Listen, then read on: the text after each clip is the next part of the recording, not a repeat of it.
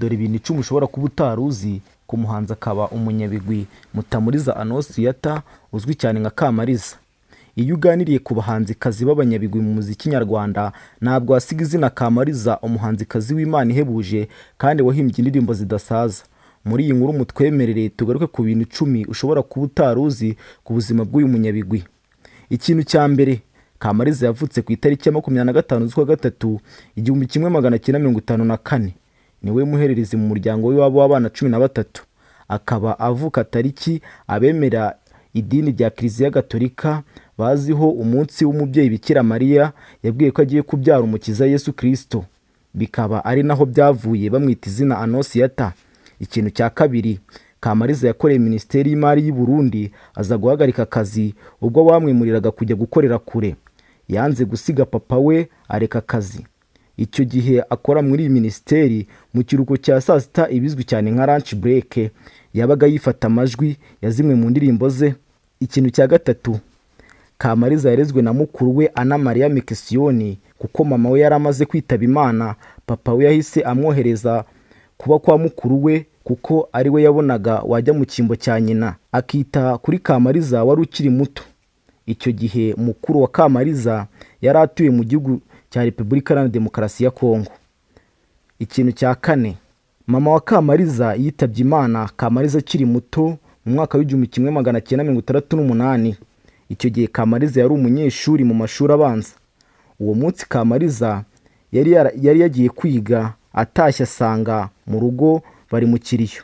Ikintu cya gatanu, Kamariza yari umukobwa ushabutse, wirabura, muremure w'imisatsi migufi kandi yakundaga kwambara amapantaro bitandukanye n'abakobwa benshi b'urungano rwe.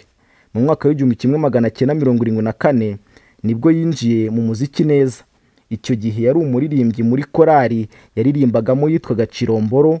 Umuyobozi wayo yahaye impano ya gitari Kamariza bitewe n'impano yari yaramubonyemo.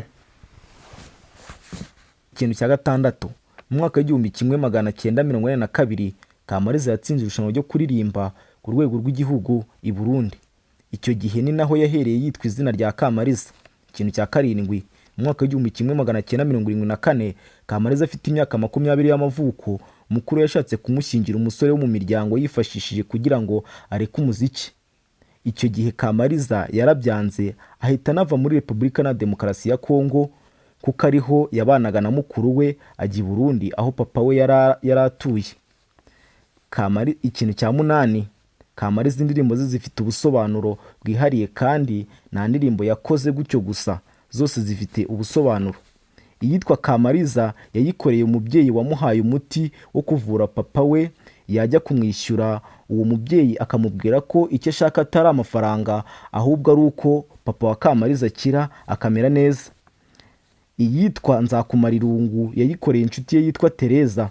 Uyu Tereza ahaye Kamariza radiyo yifashishaga afata amajwi kugira ngo akore indirimbo ze.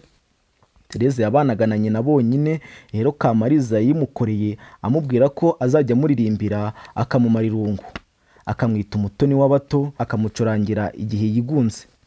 Iyitwa Lorette yayikoreye inshuti ye buri buke ikora ubukwe.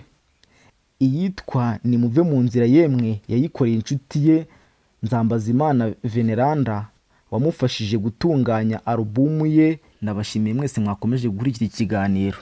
Bakibagezagaho nitwa Migabo Mariko, nkaba mbashimira mwe mwakoze subscribe, musaba nawe utari wayikora kuyikora ukinjira mu muryango mugari w'abakunzi ba Benita TV Show kugira ngo mudacikanwa n'ibiganiro tubagezaho, mukomeza gutanga ibitekerezo muri comment.